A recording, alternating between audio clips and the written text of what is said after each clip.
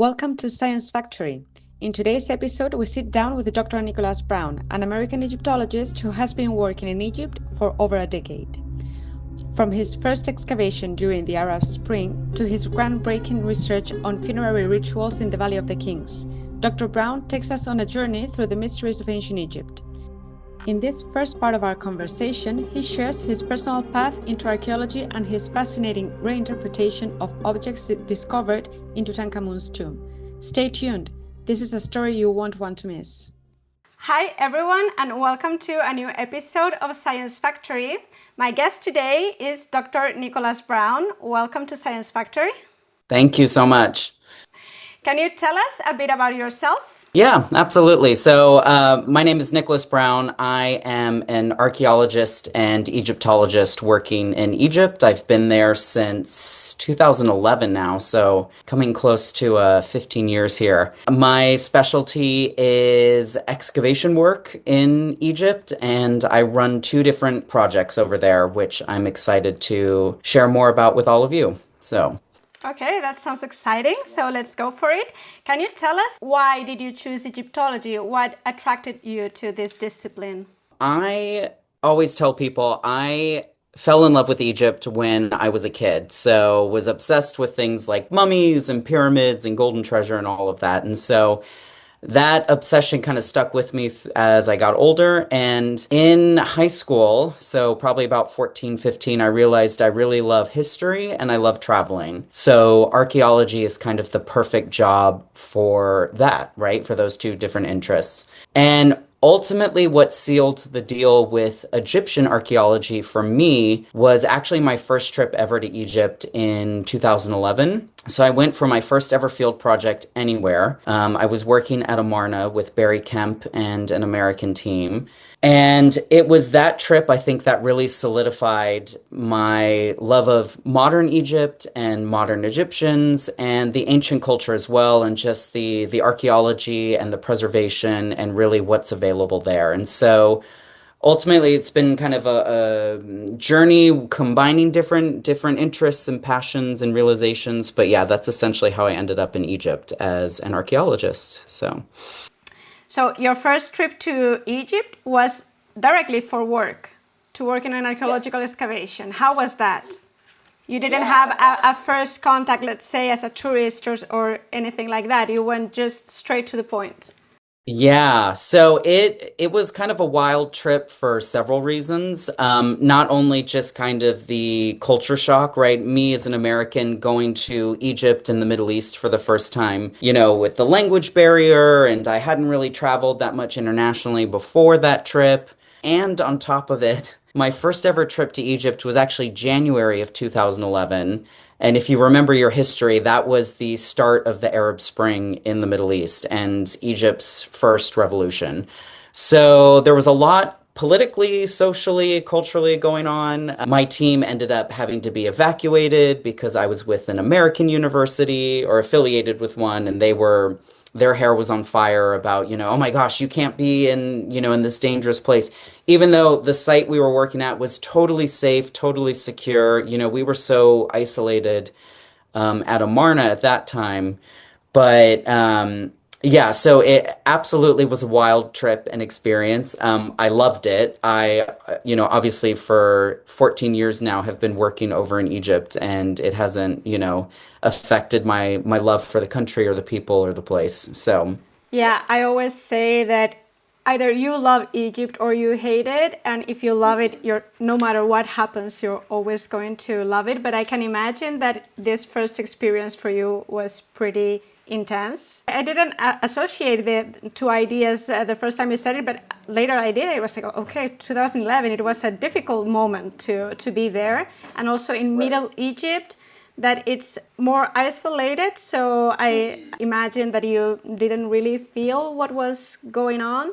When I was living in Egypt, I also had the same. I received some news from my parents, my family, my friends in Spain, asking me something that had happened, and I was there and I hadn't even listened to anything. So you're like where things are happening, but you don't know them, and someone from the outside tells you what's going on. It's kind of weird.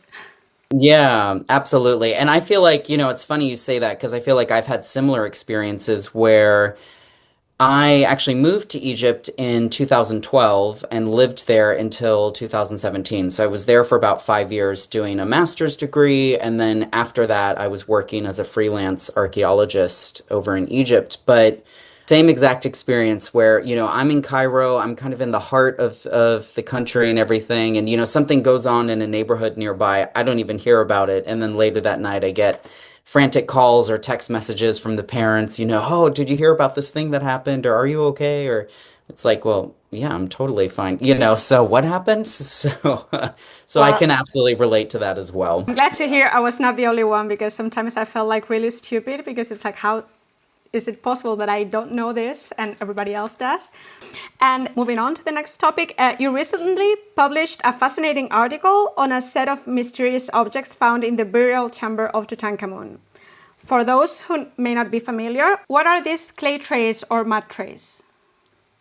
Yeah, so this was a fun, kind of exciting little side research project that I was working on related to my dissertation work at UCLA that I am now very slowly turning into my first kind of publication or monograph. So essentially, when Carter was excavating the tomb of Tutankhamun in 1923, he made his way into the burial chamber finally, and that's when he was able to really kind of start the proper excavation of that room.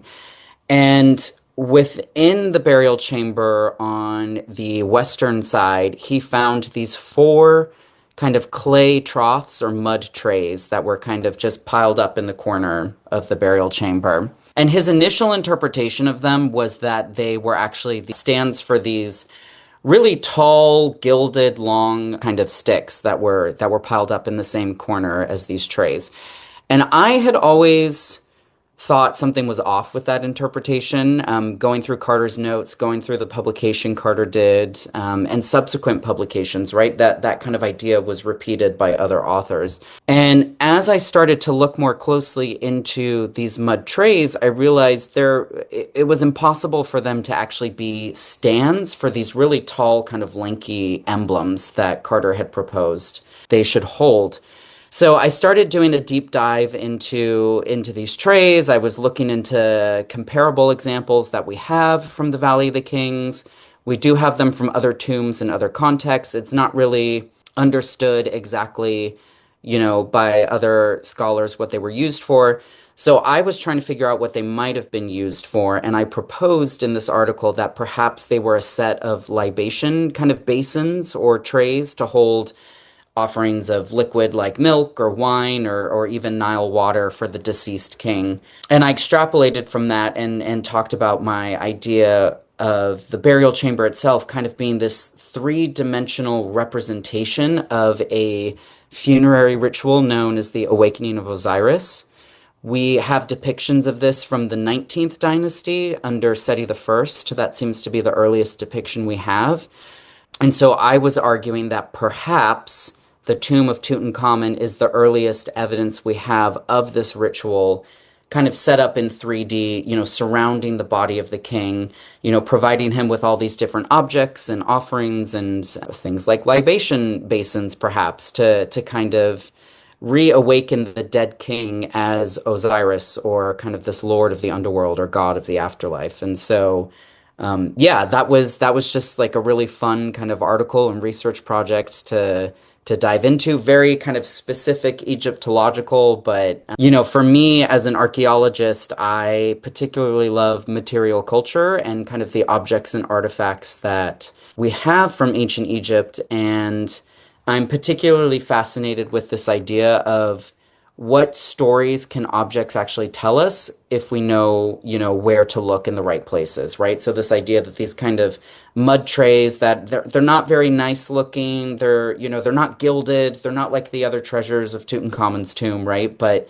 if we take this one group of artifacts and kind of then dive deep into, what is it, what's the story it can tell, I think it gives us so much more information potentially about the ancient Egyptians than we would have initially thought. How does this research fit into your broader work on funerary rituals in the Valley of the Kings? Are there parallels in other tombs or texts that support your interpretation? Yeah. So that's a great question. So my dissertation research and one of my main research projects within Egyptian archaeology is funerary performance and rituals within the Valley of the Kings.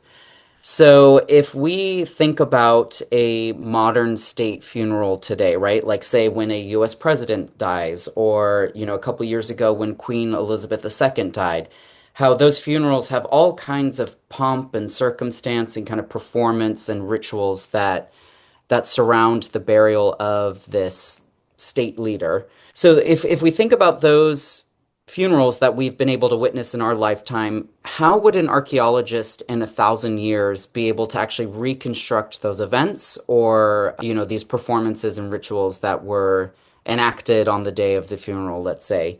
So this is kind of the interest and the focus of my research with the Valley of the Kings. So I have been looking at different case studies from the Valley of the Kings. Our evidence is very fragmentary from New Kingdom royal burials, but there's enough if you look at certain kings and their burials or the evidence we have around those burials that we can kind of then extrapolate ideas and more information about the how a king essentially was buried in ancient Egypt. And so one of the case studies that I did within this research was the tomb of Tutankhamun and specifically the burial chamber and this whole idea of the awakening of Osiris ritual.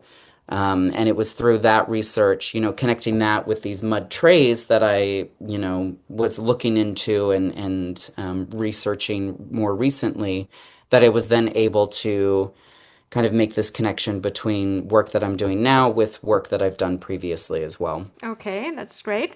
And now I wanted to start talking about some of your other projects. You're also co-director of these excavations at the El Balas. What makes this site historically significant, and what are the main questions you're trying to answer there? I run this awesome project just north of Luxor at a site called Deir Balas. So this is one of our few remaining known kind of large-scale settlement sites that we have from ancient Egypt. Deir Balas, it was originally excavated in 1900 by George Reisner and his two assistants, Frederick Green and Albert Lithgow. They were under the sponsorship of Phoebe Hearst from Berkeley, California. Phoebe Hearst, she's the mother of the famous newspaper tycoon William Randolph Hearst. So we're talking like lots of money at the time that she was able to sponsor these excavations in Egypt. And Deir Balas is this really fascinating and confusing site at the same time. So our understanding right now is that it is a state-founded settlement and palace complex north of Luxor, near the Kenna bend of the Nile Valley. So close to sites like Coptos, Dendara Temple is nearby up to the north of the site. And essentially what we have is a large-scale excavation that took place in 1900 and uncovered this huge complex of administrative buildings, a palace and its enclosure wall, this weird kind of enigmatic structure on top of a hill. We call it the South Palace, but that's actually a misnomer. We don't really know what it was. It definitely wasn't a palace, though. Um, and also, most importantly, I think for archaeologists today, or most interesting, I should say, is a series of houses and kind of settlement areas as well. So our research on site, we're really diving deep into the excavation of these houses in particular and trying to understand better, daily life in ancient Egypt. What was it like to be living at this site? What was this settlement's relationship to other regions within Egypt? How did it interact internationally, right? You have the site being founded in the 17th dynasty. So this is a native Egyptian dynasty from Thebes. And they were in essentially at war with the Hyksos rulers or these Asiatic rulers up in the Delta. So that's our understanding and perhaps idea of, it might have served as a military outpost for ancient Luxor. where perhaps they were using it to kind of rally the troops and then send them north. That's one idea that we have for the site and for the area. So yeah, it's just there's so many questions that we have about the site we're looking into as well. We've got a great team of specialists, everybody from pottery to botanical remains to faunal bone, animal bones. I've got a great group of archaeologists who are helping us to uncover areas that weren't previously excavated, just to even see what we're dealing with under the surface. Even in addition to all of the great archaeological work we're doing, we're also doing important and necessary conservation and consolidation work there as well. So we're really doing our job as archaeologists to preserve what's left for future generations and for the local Egyptian populations as well. So Reisner, for example, when he excavated in 1900, he was finding walls that were at least a meter, maybe a meter and a half high. Those structures were left uncovered. He didn't backfill anything. So today, we're lucky if we have a wall left that's like 30 centimeters. Most of them are even shorter than that now. And so what we're doing as responsible archaeologists is we're capping the ancient mud brick with modern mud brick to kind of prolong the life of that structure. Also providing visitors who come to the site with something to actually see that's not just like a mound of like broken mud brick. And our third kind of objective at the site is, we're doing excavations, we're doing this conservation consolidation. We're also really engaging with the local populations and doing a lot of community outreach and community archaeology in the area as well. So I am diehard set on, partnerships with the locals and having them as stakeholders in our work and contributors to our research as well. So we've done a few outreach events with the local children. We've gone to schools and done coloring activities. We've done little short talks about the work that we're doing. We've also gone to the local community center and done kind of presentations for the local women in one group and the local men in another group to talk about our work, the site, the importance of it. But we've also taken the opportunity to turn these outreach events into two-way, dialogues, right? So we're not only just kind of presenting ourselves, but we're asking the community, what do you see in the site? What are your concerns about our work, about the area? How can we help you as, essentially guests to their village and to their site as well? So it's an awesome project. It's so great. I'm so fortunate to have just such a wonderful team working there. And I was going to say that you mentioned several important things. The first one is that you are uncovering ancient buildings that are not palaces. So I think it's important for our followers to know, in case they don't, that in Egypt it's very difficult to find civil architecture because of the materials, amongst other reasons. But one of the reasons is the construction materials, and the state of preservation in all over Egypt is very bad, or less good quality in comparison to the stone buildings like temples or tombs. And so that is why it's so important to be able to find remains of these ancient cities or villages. Actually, I'm also doing my own research about tower houses is a type of construction that is more popular in the late period or so. And I'm very interested in that at the moment. So it sounds really interesting, and also the activities that you are promoting with the local communities is very important. And what have you discovered about how people lived and organized themselves in that settlement? Yeah, that's a great question.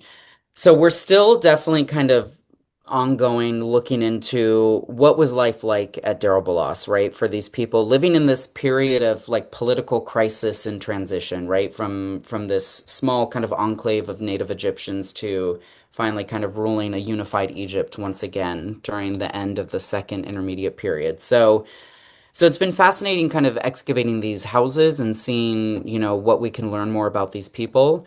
Um, I know my archaeobotanists, they have been doing this fantastic job of looking at kind of the food and the subsistence that people were eating and using within their daily lives to obviously to live, but also to potentially produce goods. For example, like one of the houses, we have a textile workshop, actually, a household textile workshop that we found and excavated within the structure. And so we're also getting a glimpse into kind of the home industry and kind of the craft industry that was going on within these different domestic structures as well. We have, again, the textile workshop. We also have production of agate beads. So, this kind of desert stone that they were turning into jewelry or decorations for their hair, these little rings that they would wear in their hair potentially. Um, so that's been fascinating to look at as well. And I would say that's an ongoing kind of research question that we're looking into. What was the quality of life like? How did these houses stand alone as an individual structure? How did they interact with the other structures around them in kind of a sort of neighborhood area, let's say?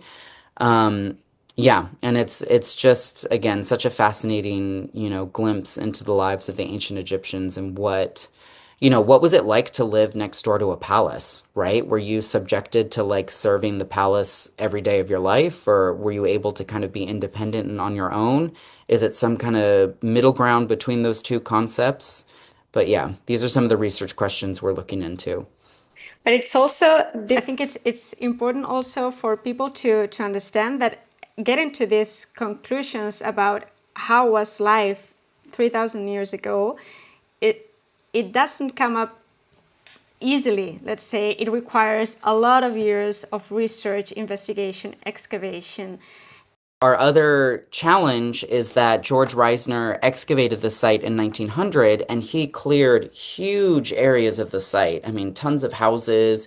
He cleared something like three or four different cemeteries of the site.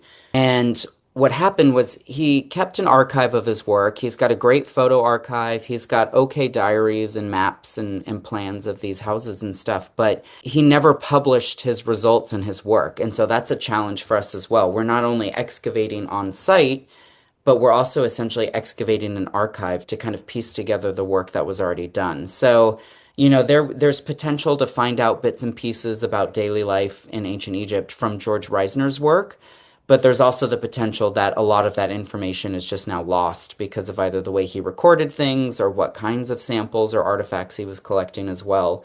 Um, so our work in particular is while we are revisiting structures that Reisner excavated to either update the plans or to, kind of again preserve and protect what's left over, we also are targeting structures and houses that were not excavated by Reisner so that we can kind of conduct these updated samplings of the archaeological deposits and remains so that we can get a better understanding of what life was like in ancient Egypt. So you need another parallel research only to check the archives and see what's in there.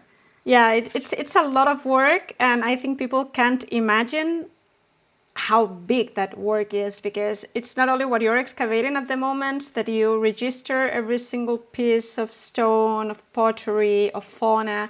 Everything has to be labeled and registered, but also what had been done before. And as you were saying, if it hasn't been published, you have to manage all that data. So it's an insane amount of work. Yeah, it's definitely probably a lifelong project, if I'm being totally honest. This is not, I won't be finished in a couple years. So, but I mean, that's the exciting thing about archaeology too, is there's always new things to find. Even if you're revisiting projects or excavations or temples or monuments that have been excavated and studied already. I think, our predecessors kind of laid the foundation and did some okay work and some good work, depending on how far back you go. But we, with our kind of hindsight, kind of knowledge and understanding of ancient Egypt, we can then go back and actually revisit things that earlier archaeologists and Egyptologists thought they understood or weren't, entirely sure about. And we have the opportunity to kind of look at that data again, essentially, and perhaps revise history or interpretations of certain monuments or places or ideas. You've excavated in a variety of sites, from Elephantine and Wadi El Hudi to Luxor and Amarna. What has this range of experience taught you about the diversity of ancient Egyptian life and death? Yeah, I think, I have just been so fortunate to work at so many different sites throughout Egypt, and even one site in the Sudan before the terrible civil war that's going on right now. But I have done a variety of sites. I excavated an ancient quarry for amethyst that was Wadi El Hudi in the Aswan area. I've tried out, I should say, geophysical survey at Amarna, for instance. I've excavated funerary sites at Amarna in Luxor and at Tombos in Sudan as well.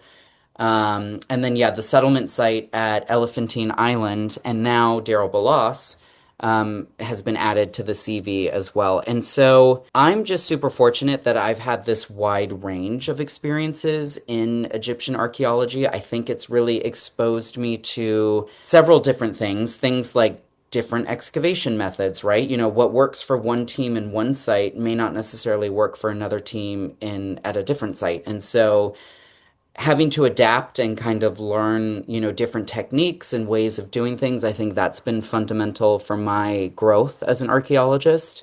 I think what's been great for me as an Egyptian archaeologist and someone who specializes in material culture and objects is that working at this variety of sites has then also exposed me to a variety of different artifacts, object types, different forms of material culture, not only from Egypt, but also down south in Sudan as well. And so I've got this whole better understanding of object types and have more confidence with dealing with, what I'm finding in the field, ranging in dates, right? Everything from the Middle Kingdom all the way through to the New Kingdom and late period as well. And what's great as working as an archaeologist is probably 99% of the time what we're finding in the field are ancient people's trash or the broken bits and pieces that were left behind. It's wonderful. We can go to museums and we have these beautiful, gilded objects or these complete statues or whole pieces of furniture that were buried in somebody's tomb. But often when you're dealing with the actual field work on the ground, you're finding just little tiny fragments of this stuff. And then you're having to remember, oh, in this museum, I saw that type of box, which had this type of inlay. And now I'm finding that in the field, and you're having to build these connections between museum collections and what we find as archaeologists. And so that's been great with all of these different experiences as well. That was part one of our conversation with Dr. Nicholas Brown. We explored his journey as an Egyptologist and his research into the enigmatic mattress found in Tutankhamun's burial chamber. In part two, we'll dive into his role at the excavations of Deir el and the Valley of the Kings. Make sure to subscribe so you don't miss the continuation of this exciting discussion.